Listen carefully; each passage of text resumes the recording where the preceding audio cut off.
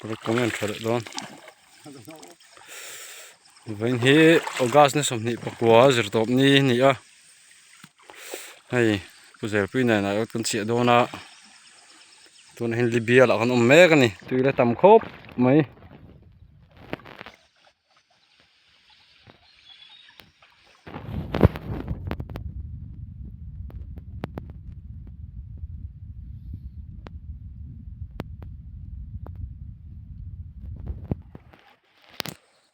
cái đó con bò đà semua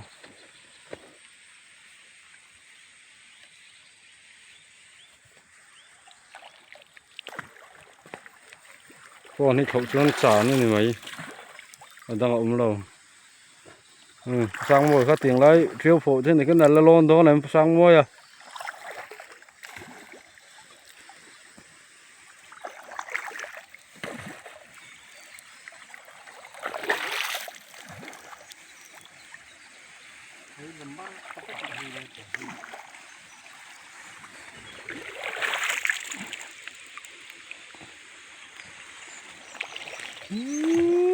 tạ Tlawng ạ Tlawng phi lít tục khú tạ Tlawng đó ông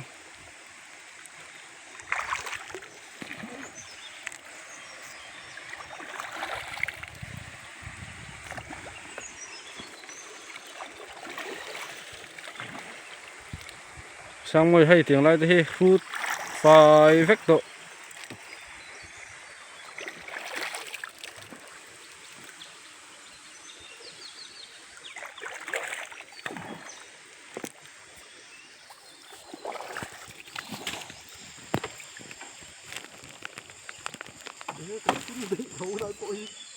ngõ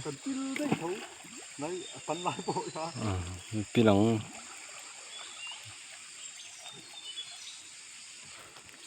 cái ngay vắt lỗ mi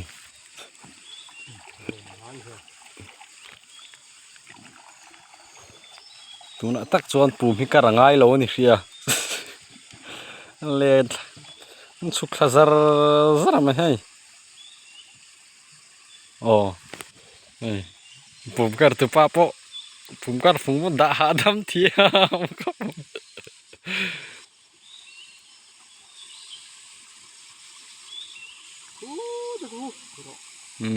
khu ta không còn cần nữa rồi so tiếng lại tôi có cọt tôi rắn chuột cứng ngót mấy nè nó sẽ gắn một thầy đầu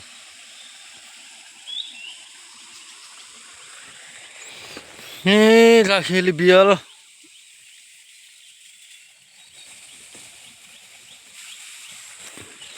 sự khác làm chút sốt chậu lắm băng sốt đón lâu